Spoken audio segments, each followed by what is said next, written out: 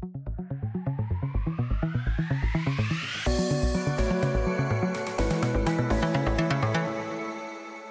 Guys, मैं अजीत झा आपके अपने चैनल एजुकेशन बाय इन्फिनिटी से एक बार फिर बहुत बहुत स्वागत करता हूं आप सब लोगों का अपनी अगली वीडियो में, जिसमें आज हम लोग क्लास 10th का एक नया चैप्टर टिग्नोमेट्री पढ़ेंगे। वन बाय वन टिग्नोमेट्री का कंप्लीट चैप्टर को करने की कोशिश करेंगे और वो कुछ पार्ट्स में 3 या 4 पार्ट्स में आएगा। तो हम स्टार्ट कर लेते हैं टिग्नोमेट्री के।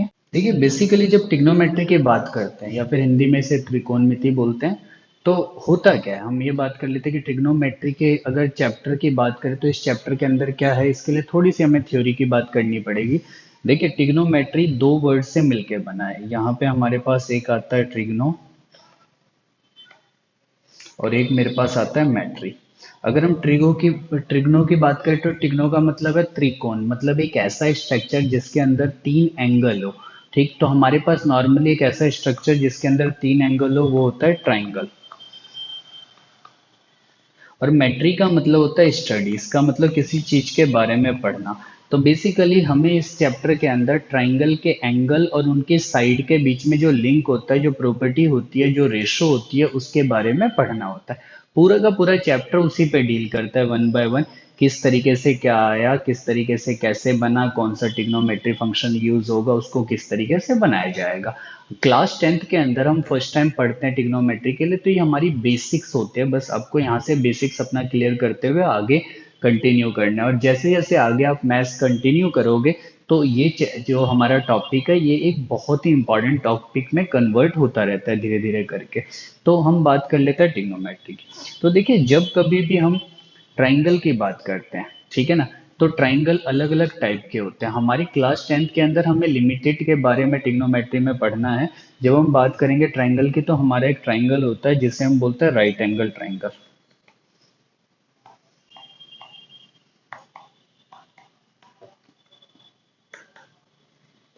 देखिए, राइट एंगल ट्रायंगल होता क्या है, अगर थोड़ा सा मैं आपको इसके बारे में बताऊं तो राइट एंगल ट्रायंगल एक ऐसा ट्रायंगल होता है जिसमें एक एंगल 90 डिग्री का होता है, क्योंकि एक ट्रायंगल के तीनों एंगल का सम 180 डिग्री होता है by the angle sum property. इसलिए उसमें सिर्फ एक ही 90 डिग्री का एंगल अवेलेबल हो सकता है। बाकी जो दो एंगल होंगे वो एक्यूट एंगल होंगे, दैट मीन्स लेस देन 90। तो सपोज करते हैं अगर एक ट्राइंगल राइट एंगल ट्राइंगल होता है, पहले हम उसकी बात कर लेते हैं। तो उसके अंदर हमारे पास कुछ साइड्स जो होती है उनका एक पर्टिकुलर नाम दिया जाता है, और नाम के हिसाब से हम ट्रिग्नोमेट्री को आगे कंटिन्यू करते हैं, जैसा कि हम आगे देख लेते हैं। तो देखिए, सपोज एक राइट एंगल ट्राइंगल कुछ इस टाइप से बना हुआ है, जिसमें ये 90 डिग्री का है, ये ए, ये बी और ये सी हमने इसके वर्टेक्स ले लिए। तो यहाँ पे देखिए हमारे पास क्या होता है, हमारे पास एक राइट एंगल ट्राइंगल के अंदर सबसे बड़ी जो साइड होती है वो अपोजिट टू द एंगल होगा। अकॉर्डिंग टू द, आपने 9th क्लास में एक थ्योरम पढ़ी होगी कि एक ट्राइंगल के अंदर जो सबसे बड़ी साइड होती है वो ऑलवेज उस ट्राइंगल के सबसे बड़े एंगल के अपोजिट होगा। तो आप जानते हैं राइट एंगल ट्राइंगल के अंदर सबसे बड़ा एंगल जो होगा वो 90 डिग्री होगा। तो उसके सामने वाली ये साइड सबसे लॉन्गेस्ट साइड होती है इस ट्राइंगल के लिए, जिसको हम हाइपोटेनियस बोलते हैं, हिंदी में कर्ण बोलते हैं। ठीक है ना। और ट्राइंगल के बाकी साइड्स की बात करें तो बाकी साइड्स का जो नाम है, जो नेमिंग है, जो हम यूज करते हैं ट्रिग्नोमेट्री के अंदर, वो आपस में चेंज होते रहते हैं। वो किस तरीके से अभी हम डिस्कस करेंगे। बट हाइपोटेनियस जो है वो कभी भी किसी भी राइट एंगल ट्राइंगल के अंदर नहीं बदलता, और वो सबसे लॉन्गेस्ट साइड ही ऑलवेज होगी, चाहे वो right angle triangle isosceles triangle में भी कन्वर्ट हो जाए, तो उस केस में भी वो सबसे बड़ी साइड जो होगी वो हाइपोटेनियस होगी। देन हम बात कर लेते हैं आगे। तो देखिए, पूरा का पूरा जो ट्रिग्नोमेट्री है ना हमारा, वो डील करता, हमारे पास साइड्स की रेशो होती है, उसका एंगल से किस तरीके से लिंक है। तो यहाँ पे देख लेते हैं हम पहले साइड्स कौन कौन सी होती है। तो सपोज करिए अगर इसी ट्रायंगल की हम बात करें और एंगल सी के हिसाब से हमें यहाँ पे कंसीडर करना हो, मतलब एंगल सी की रेशो कैलकुलेट कर रहे हैं according to the sides of triangle. तो एंगल सी के अपोजिट जो एंगल साइड होगी, एंगल सी के अपोजिट जो साइड होगी, हम इसको ऑलवेज परपेंडिकुलर बोलेंगे। एंड देन जो हमारे पास एक साइड पेंडिंग रह गई, बच गई, उसे हम बेस बोलेंगे। तो ये अकॉर्डिंग टू द एंगल सी।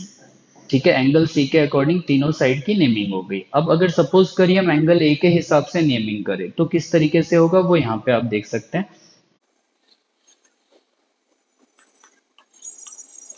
तो देखिए एंगल ए के हिसाब से नेमिंग हाइपोटेनियस अभी भी सेम रहेगा, वो opposite to the angle B, that means largest angle के अपोजिट जो होगा वो लॉन्गेस्ट साइड हो जाएगी मेरे पास, तो ये हाइपोटेनियस हो गया।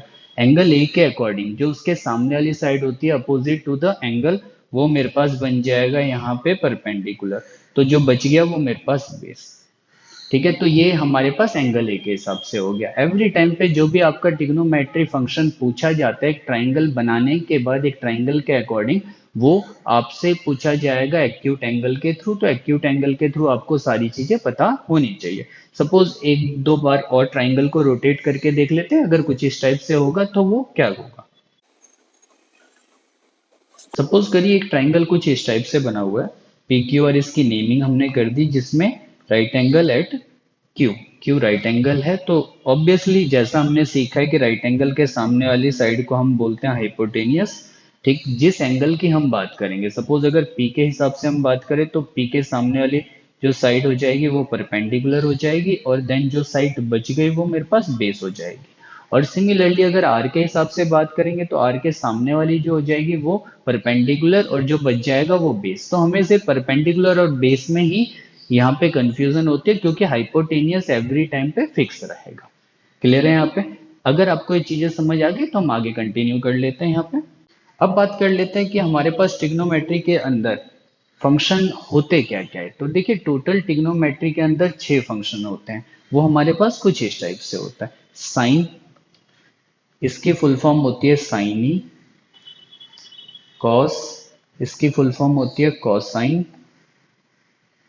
टेन, इसकी फुल फॉर्म होती है टेंजेंट।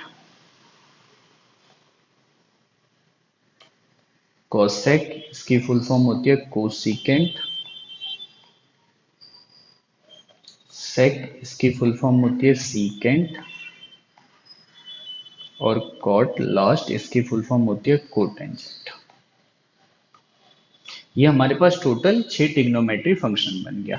देखिए इन ट्रिग्नोमेट्रिक रेशो की हम बात कर लेते हैं, तो इसकी थोड़ी सी हिस्ट्री की बात कर लेते हैं। तो देखिए जो साइन का कंसेप्ट है, ठीक है, साइन का जो लॉजिक है, साइन किस तरीके से एंगल क्रिएट करता है, वो फर्स्ट टाइम हमारे बहुत इंपॉर्टेंट मैथमेटिशियन और साइंटिस्ट थे जिनका नाम था आर्यभट्ट। ऑलमोस्ट एवरी इंडियन उनको जानता होगा।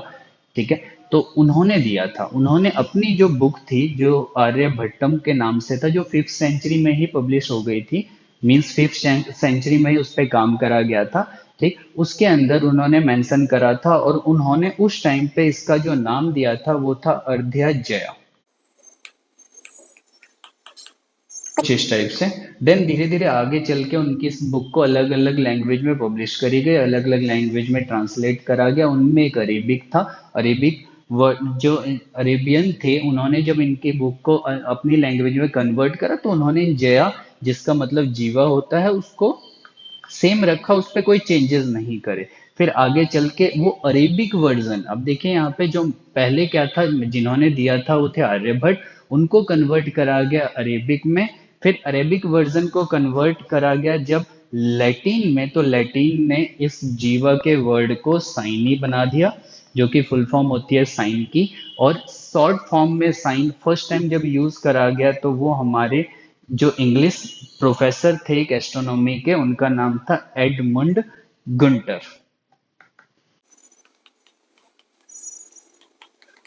उन्होंने फर्स्ट टाइम इसको 1657 के अंदर इसकी short form that means sign use करा था। फिर आगे चल के बाकी वर्ड्स भी धीरे धीरे करके यूज होने लग गए, लेकिन उसके लिए बहुत टाइम, लंबा टाइम लग गया। फर्स्ट टाइम पे जब हम 5th सेंचुरी से लेके अब हमारे पास कब 1657, कितना लंबा टाइम हो गया।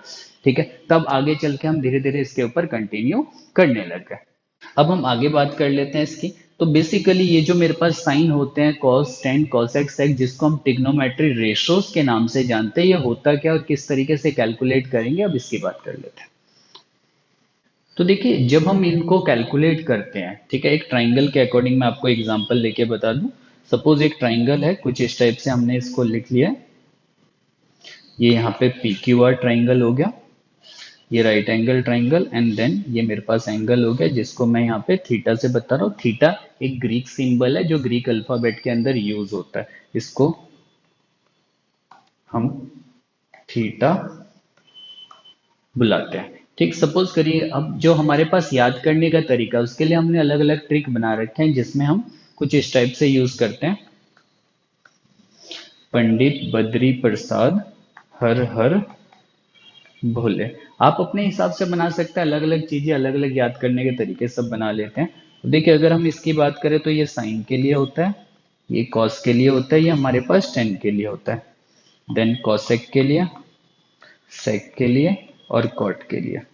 ठीक, अब हम सारी चीजें जो हमने अभी तक सीखा है उसको यहाँ पे यूज करेंगे। देखिए साइन थीटा अगर इस ट्राइंगल के अकॉर्डिंग मुझे निकालना है तो साइन थीटा जो हमारा हो जाएगा, साइन थीटा इस टेबल के अकॉर्डिंग होता है परपेंडिकुलर अपॉन में हाइपोटेनियस। और अगर आप इसमें देखें तो थीटा के हिसाब से परपेंडिकुलर, अभी मैंने आपको बताया कि परपेंडिकुलर एंगल के जिस एंगल की बात करी जा रही है उसके अपोजिट वाली साइड को हम बोलेंगे मीन्स इस ट्राइंगल के अकॉर्डिंग पी क्यू, और हाइपोटेनियस जो मेरे पास आ जाएगा वो आ जाएगा P R. Then cos theta की बात कर लेते हैं। cos थीटा हमारे पास इस टेबल के अकॉर्डिंग वो हो जाएगा बेस अपॉन में हाइपोटेनियस, और अगर इस ट्राइंगल की हम बात करें तो इसके अकॉर्डिंग बेस क्या हो जाएगा, वो हो जाएगा क्यू आर, और हाइपोटेनियस क्या हो जाएगा, वो मेरे पास पी आर। देन टेन की बात कर लेते हैं। तो टेन थीटा इस टेबल के अकॉर्डिंग होता है परपेंडिकुलर अपॉन में बेस, तो इस ट्राइंगल के अकॉर्डिंग जो परपेंडिकुलर होगा वो होगा पी क्यू, एंड बेस जो हो जाएगा हमारे पास वो हो जाएगा Q are.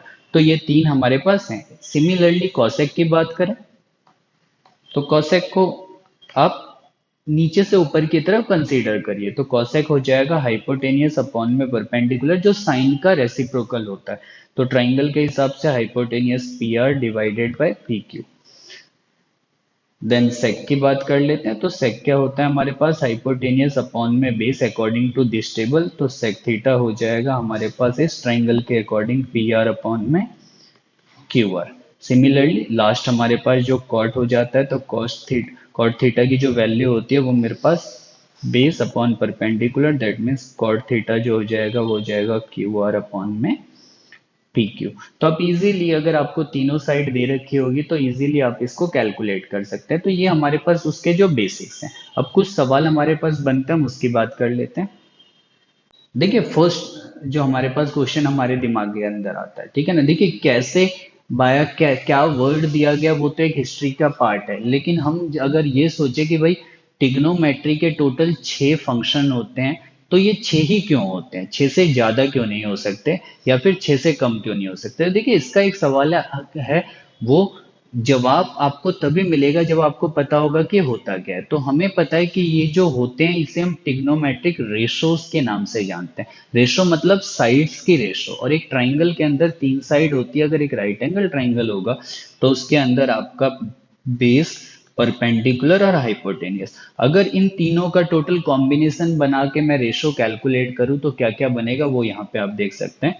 Base upon perpendicular, perpendicular upon में बेस, परपेंडिकुलर अपॉन में hypotenuse, hypotenuse upon perpendicular, hypotenuse upon में बेस, और बेस अपॉन में हाइपोटेनियस। तो एक टोटल मेरे पास 6 केसेस बनेंगे। ठीक है, तो 6 केसेस बनते हैं इसलिए 6 ट्रिग्नोमेट्रिक रेशो होती है। अगर 6 से ज्यादा केसेस बनते हैं तो ज्यादा हो सकती थी। तो ये हमारे पास रीजन है कि क्यों हम ट्रिग्नोमेट्री के 6 फंक्शन को ही यूज करते हैं। देन थोड़ा सा हम और आगे देख लेते हैं यहाँ पे इसके बारे में। देखिए इसके बाद अगर हम बात करें तो धीरे धीरे जब कोई भी टॉपिक डेवलप होता है या कोई भी टॉपिक का नींव रखा जाता है बच्चों, तो उसमें आगे चल के सारे लगभग जो भी बड़े बड़े मैथमेटिशियन होते हैं वो अपना कुछ ना कुछ कंट्रीब्यूशन करते हैं। इसी में जब हम राइट एंगल ट्राइंगल की बात करते हैं तो एक बहुत फेमस साइंटिस्ट है जिनका नाम हम ऑलमोस्ट बहुत छोटी क्लासेस से ही पढ़ते हुए आते हैं, जिनका नाम है पाइथागोरस। जब हम बात करते हैं पाइथागोरस की, तो पाइथागोरस ने बेसिकली दिया क्या, उन्होंने एक थ्योरम दी पाइथागोरस थ्योरम के नाम से, जिसके अंदर हम ये बोलते हैं कि कोई भी राइट एंगल ट्राइंगल जो होता है उसके अंदर हाइपोटेनियस का जो स्क्वायर होता है बाकी दो साइड के स्क्वायर के सम के इक्वल होता है। तो यहाँ पे अगर मैं आपको बता दूं थोड़ा, तो सपोज करिए कि राइट एंगल ट्राइंगल कुछ इस टाइप से बने रहा है। पी क्यू आर, ये राइट एंगल हो गया। तो हाइपोटेनियस हमारे पास पी आर हो जाएगा ये। तो पाइथागोरस जो थे, उन्होंने जो पाइथागोरस थ्योरम दी थी, उन्होंने बोला पी आर का स्क्वायर इक्वल होता है पी क्यू के स्क्वायर के प्लस क्यू आर के स्क्वायर के, कुछ इस टाइप से।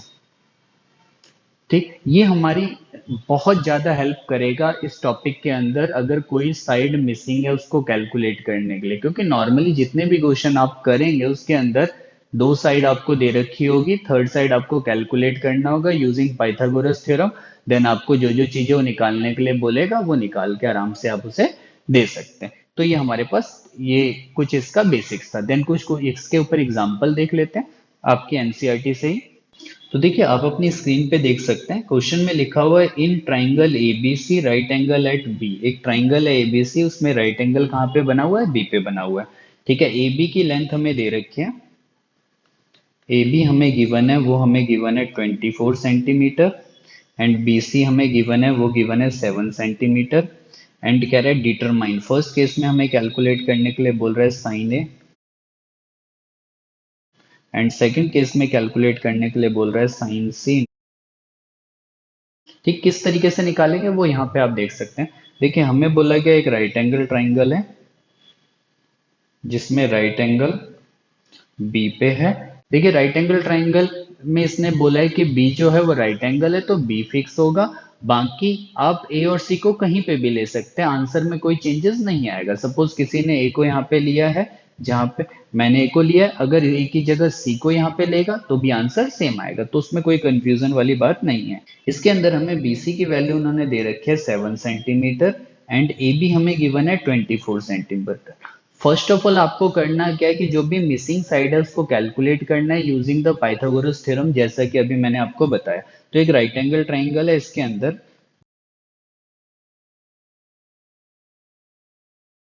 ए सी का स्क्वायर जो होगा वो इक्वल हो जाएगा ए बी के स्क्वायर के प्लस बी सी के स्क्वायर के। ए सी हमें कैलकुलेट करना है, यहाँ पे गिवन नहीं है। ए बी की वैल्यू हमें दे रखी है 24 का स्क्वायर एंड 7 का स्क्वायर। जब हम इनका स्क्वायर करें तो 24 का स्क्वायर होता है 576, और ये आ जाएगा 49। तो टोटल मेरे पास आ जाएगा 625, एंड ए सी की जो वैल्यू मेरे पास आ गई √625। प्लस माइनस कंसीडर करने की जरूरत नहीं है, क्योंकि जो आपकी साइड होती है वो नेगेटिव नहीं होती है, तो ये 25 सेंटीमीटर आ गया। देन हम बात कर लेते हैं अब किस तरीके से हम चीजों को कैलकुलेट करेंगे। तो देखिए, फर्स्ट पार्ट की बात करें तो उसमें साइन ए निकालना है। ठीक है, टेबल की अगर मैं बात करूं आपको, तो टेबल के अंदर हमने बताया था कि जो साइन की वैल्यू होती है परपेंडिकुलर अपॉन में हाइपोटेनियस होती है। देन ए के हिसाब से जो परपेंडिकुलर होगा वो ए के अपोजिट होगा, इसका मतलब बी सी। और हाइपोटेनियस कभी चेंज नहीं होता, तो हाइपोटेनियस मेरे पास क्या हो जाएगा? ए सी। तो इसकी जो वैल्यू आ गई वो मेरे पास आ गई 7/25। देन कॉस ए की बात करें तो कॉस ए, टेबल में हमने देखा था कॉस ए की वैल्यू होती है बेस अपॉन हाइपोटेनियस, और इस ट्राइंगल में ए के हिसाब से बेस जो हो जाएगा वो हो जाएगा A B divided by hypotenuse, कभी चेंज नहीं होता ए सी, तो 24/25 ये मेरे पास आ गया। सिमिलरली आपको अगर साइन सी निकालना है तो इसका मतलब यहाँ पे सारी की सारी साइड्स जो परपेंडिकुलर और बेस है उसको सी के अकॉर्डिंग देखा जाएगा। तो सी के अकॉर्डिंग परपेंडिकुलर कौन है? उसके अपोजिट जो साइड है, तो इसका मतलब ए बी, और हाइपोटेनियस कभी चेंज नहीं होता तो ए सी, तो ये आ गया 24/25। देन लास्ट हम बात करें कॉस सी, तो कॉस सी, सी के अकॉर्डिंग बेस देखना पड़ेगा, बेस हमारे पास है बी सी डिवाइडेड बाय ए सी, तो ये आ जाएगा 7/25। तो ये हमारे पास अगर एक साइड वो एक ट्राइंगल वो दे देगा तो उस ट्राइंगल की कोई भी चीज आप कैलकुलेट कर सकते हो according to the this example. आप अगर अपनी बुक में करना चाहें तो अपनी बुक में भी इस टाइप के क्वेश्चन कर सकते हैं। देन इसी के कुछ एग्जांपल हम अपनी अगली वीडियो में लेके आएंगे। ठीक, क्योंकि ये वीडियो थोड़ी ज्यादा लंबी बन जाएगी, अगर अभी हमने एग्जांपल ले लिए तो आप इस वीडियो को देखिए। अगर आपको थोड़ी सी भी मेरी वीडियो से हेल्प मिले तो आप मेरे को सपोर्ट करने के लिए मेरे चैनल को सब्सक्राइब कर सकते हैं, और मेरी इस वीडियो को आगे लोगों को रेकमेंड कर सकते हैं। Thank you so much.